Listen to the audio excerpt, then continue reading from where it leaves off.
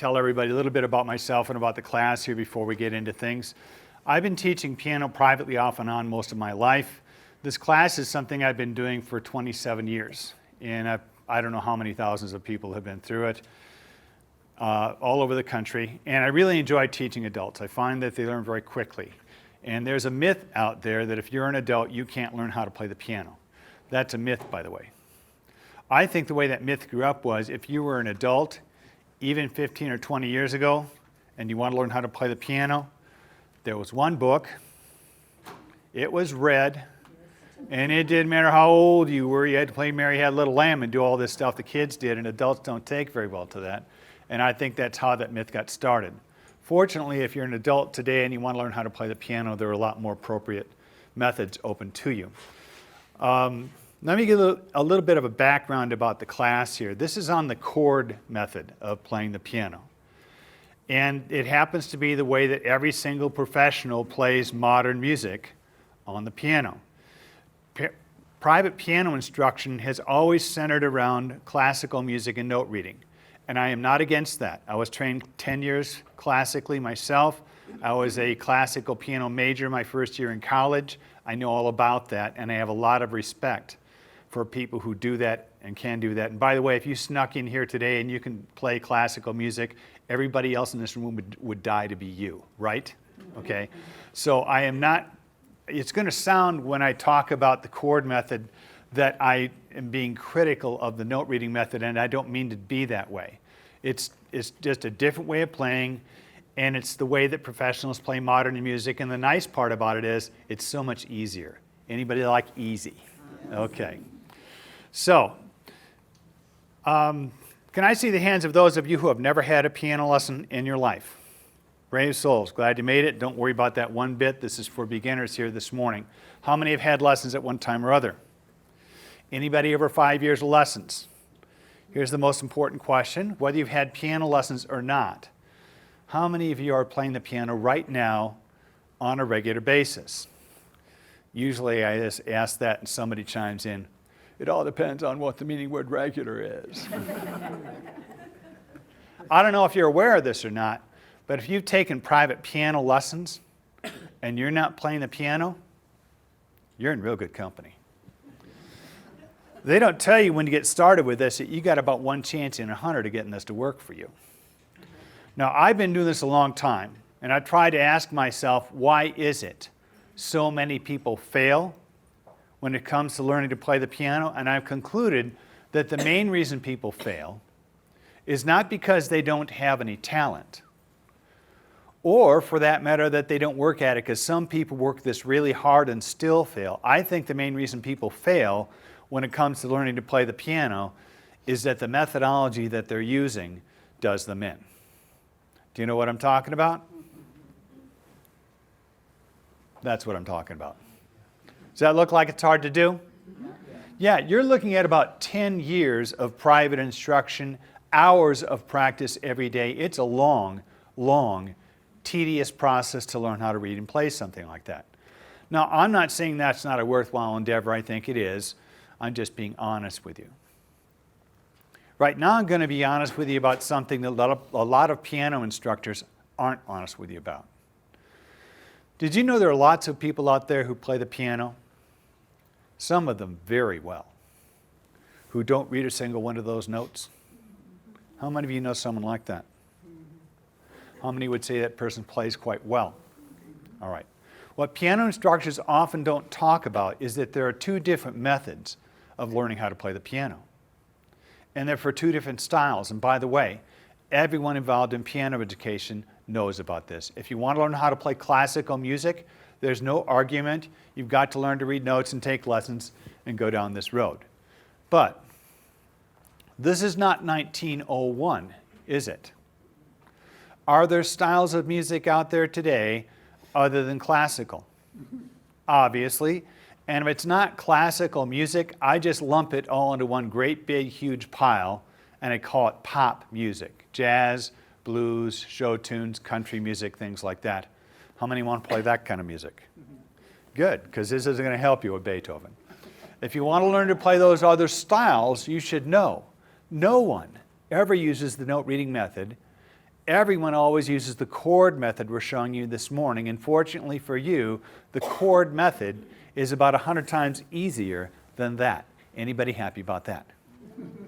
And I'm not exaggerating this either. It's remarkable the difference between these two methods when it comes to the difficulty involved in learning. Now, before we get too much into the chord method here, I like to do something to help my students get a feel for why one of these methods is so much easier than the other. And logically, you should be asking yourself a question right now. I just made a pretty radical statement. I told you I've got a way for you to learn how to play the piano that is dramatically easier than the note reading method you're probably familiar with. And logically, you should be asking yourself, well, why would that be? I'm pressing down with my same fingers on the same keys on the same instrument. Why would one method be so much easier than the other?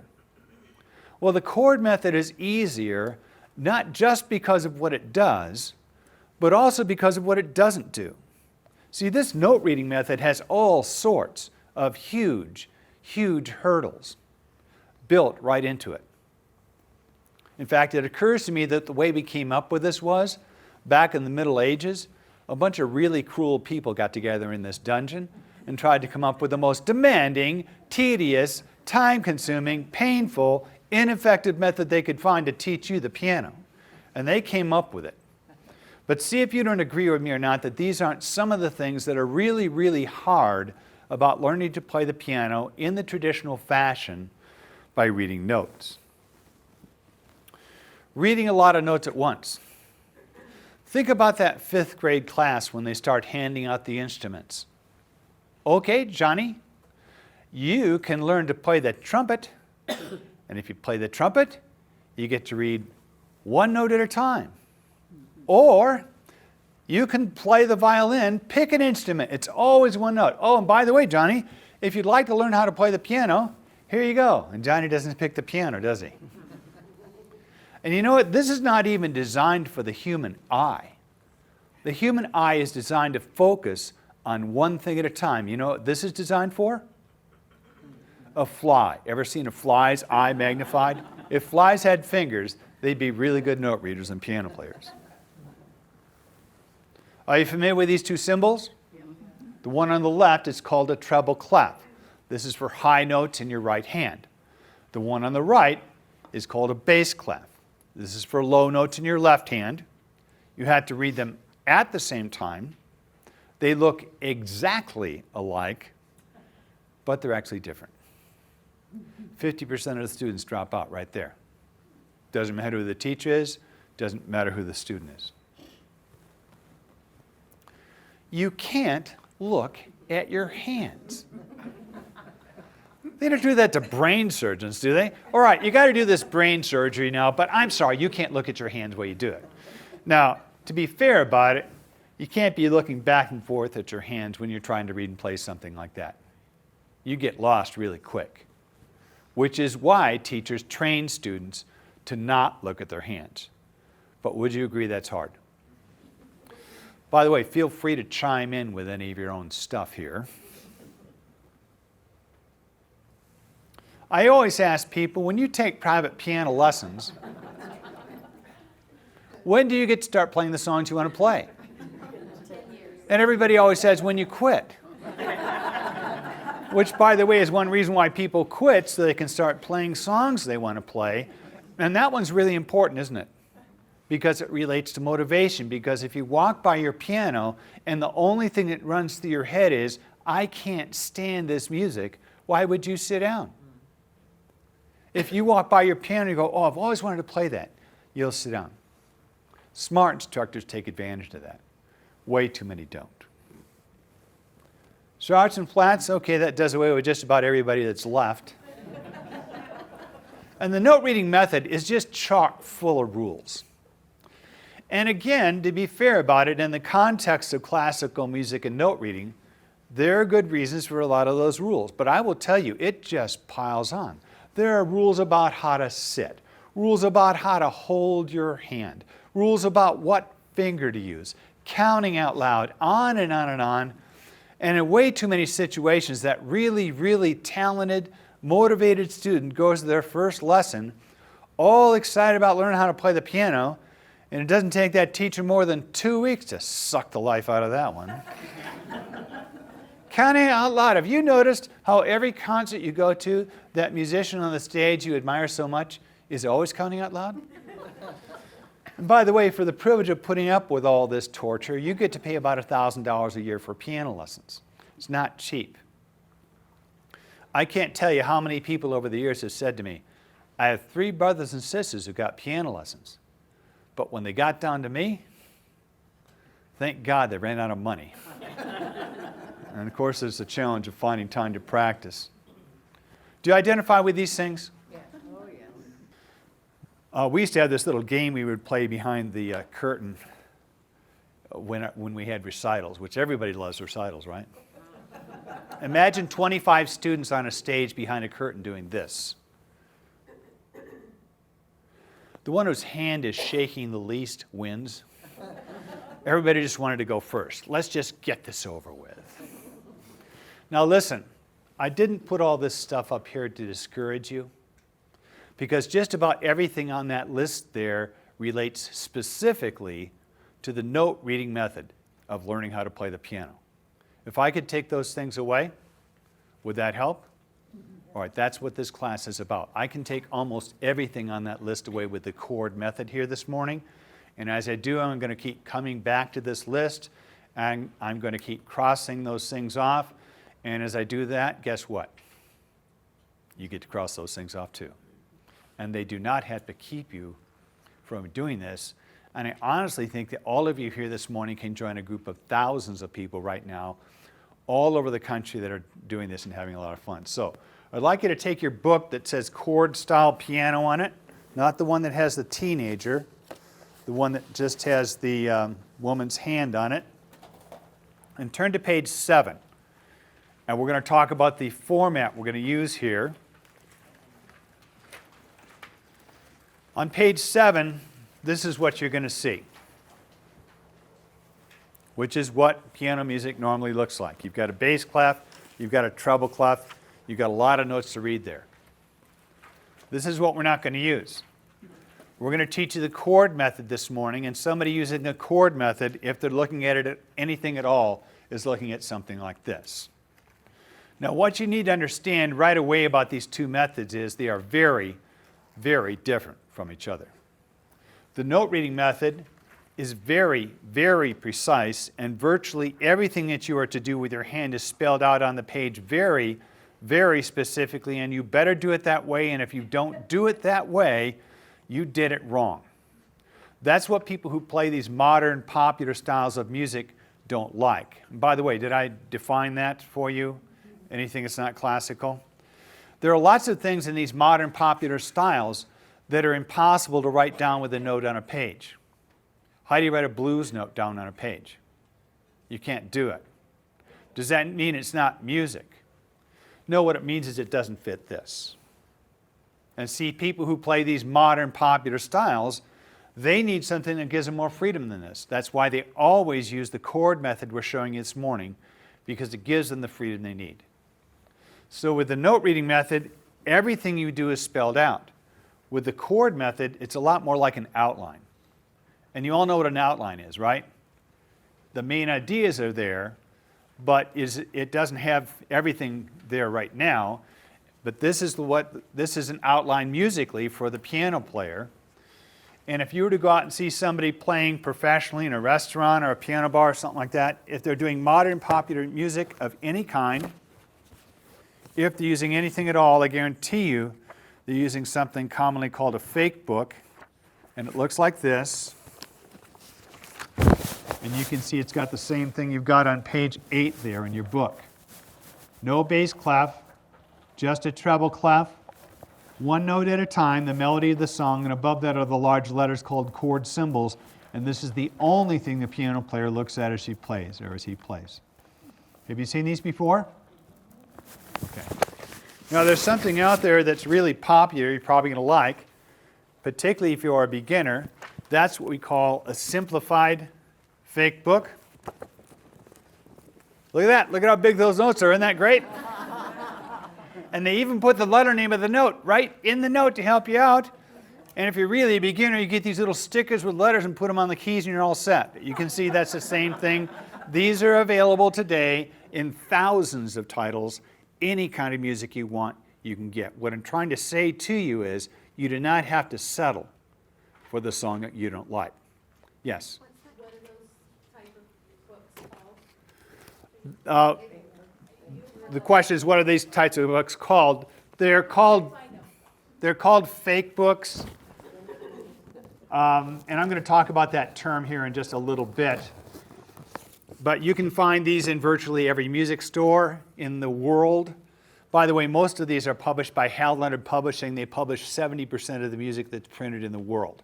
So if you go into a music store and ask for a Hal Leonard book, do you think they've heard of Hal Leonard? It'd be like walking into Best Buy and asking if they heard of Bill Gates. This is very mainstream.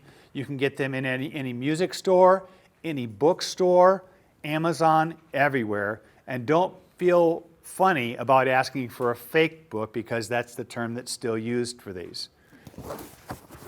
Now, I don't really like that term, fake book, because to me, there's Hal Leonard, if you want to write that down. Hal Leonard publishes most of these. Today, people use 3 different terms for this. Fake book, lead sheet, chord chart, it all means what I was talking about here, where you've just got that melody line and a chord symbol. I can't prove this, but I believe this is probably how we came up with the term fake book. About 100 years ago, down in New Orleans, some jazz musician was playing the piano. He wasn't reading notes to do it, and some note reader looked over his shoulder and goes, "You can't do it that way, you're just faking it." And people who play like this have always been kind of in your face, so that guy turned around and goes, "Darn right, that's exactly what I'm doing," so it's called a fake book, and the term stuck. And it became an in-your-face thing. For years and years, for decades, every jazz musician in the world had something called the real book. And it was an in-your-face thing. You say it's fake, I say it's real. And the fact that over 100 years later, people still bat around this term fake book illustrates something that is still going on in the music world today, and it's not helpful. I really wish we could get past it. It's like you've got these 2 parallel universes in the music world, and neither one of these groups of people wants to acknowledge that the other group even exists. Over here, you've got the classical note readers, and they're superbly trained, and they're excellent musicians, and you love listening to them, and they play in the orchestras. But to these people over here, if it's not written out with a note on a page, it's not music. Over here, you got this whole other group of people. Some of these musicians are just as good musicians as some of these note readers. But many of them have never read a note in their life. It doesn't bother you, though. You buy the recordings. You go to their concerts. Now, there's no reason for either one of these groups of people to get self-righteous about their method, because neither one of them is music. I held this up in a class one time and I said, "Trick question. Is that music?" And I had a student give me the best answer I ever heard. "Not yet." And it's not, is it? Music is sound. All that is ink on a page. All that is a way to communicate music. And by the way, what's it communicate to you? You can't play me, right? But see, I could just as easily hold this thing up and say, "Is that music?" And what's the answer? Not yet. It's just a tool. Now, I'm not a tool guy, although Tim Allen still is my favorite comedian. But even though I'm not a tool guy, even I know it's very, very important to use the right tool for the right situation if you want to get the right result. This is the right tool for classical music. Would anybody ever argue about that? No. If you walked up to a classical piano player and asked them, "Do you read notes?" what would they say? Well, first of all, they'd faint because you asked them such a stupid question. Then after they got up from fainting, they'd walk up to you and say, "What are you talking about? Nobody's ever played classical music without reading notes." What you may not be aware of is you cannot find a professional who plays modern music on the piano or keyboard that doesn't do this. Were you aware of that? How many of you had piano lessons? How many of you were told there are two entirely different sets of learning for two entirely different types of music? See, to me, that's pretty scandalous. You people spend a lot of money on piano lessons and nobody even tells them there are two different methods. And I guess all I can do is apologize on behalf of all the piano instructors who won't talk beans about this, or I wouldn't have had 30,000 people come to my class. But this is not weird. It's not like I'm the only one who knows about this. Everybody knows about this. Question? The comment here, by the way, I don't have a way to get you guys on the audio for the recording here, so I'm going to repeat questions or comments when I get them so everybody can hear it. What she was saying was that she plays guitar and found that that was really easy to do with chords and has wanted to do that with piano. And by the way, you came to the right place because that's what we're going to teach you here today. So, but this is not weird. Every professional plays it this way, and you're going to be happy to learn that it's easier. I think I ran that one in the ground. So we're going to cross a couple things off of our list right away. Number one, no matter how complex this gets, with this method, the very most amount of notes you are ever going to have to read at one time, one. Anybody happy about that? Yes. Now you're going to be playing a lot more than that, but you're only having to read the one, the melody. And you get to pick your song. Anybody happy about that? Yeah. Now, I'm a real hypocrite because this morning you don't get to pick your song. But when you go home, you do. And I want you to know that's my goal for you this week. Not that you just learn how to play skip to Malou here. My goal for you this week is that you go out of here and either go online or somehow get a hold of a song that you really like and want to play. And you use this method we're showing you this morning to play that this week with both hands at a simple level. And there's no reason why any of you should not be able to do that this week at a simple level. Now, don't quit your day job.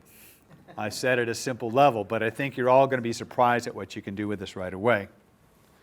Are you guys all familiar with this? This is the treble clef staff.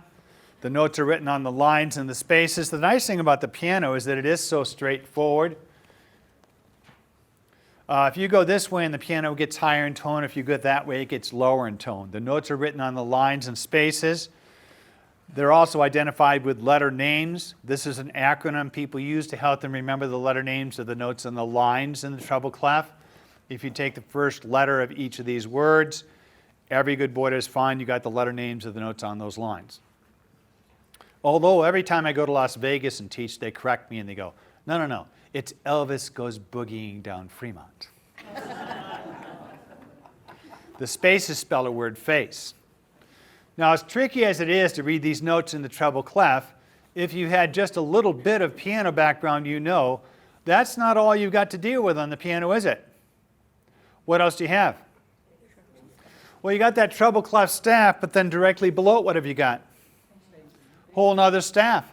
Looks just like the one above it, except it's got that different symbol there. The one on the top is for high notes in your right hand. The one on the bottom is for low notes in your left hand. Now, I remember when I started with this years ago, I thought to myself, you know what? Since I already took a lot of time to learn how to read that treble clef staff, and that was tricky enough, it sure would help me out a lot here if the guy that put this in together would remember that and do a little bit of building on previous learning here. In other words, this is an E note on the bottom line of that top staff there. Sure would help me out a lot if that was an E note on the bottom line of that bottom staff too. Wouldn't you think they would do it that way? Yeah. Wouldn't you think that any logical, caring music educator would make sure that they did it that way? Did they do it that way? No. On the top it's an E, on the bottom it's a G. Now, not only do you have two completely different things you got to play at once, you've got two completely different things you got to read at the same time that look alike, but they're not alike.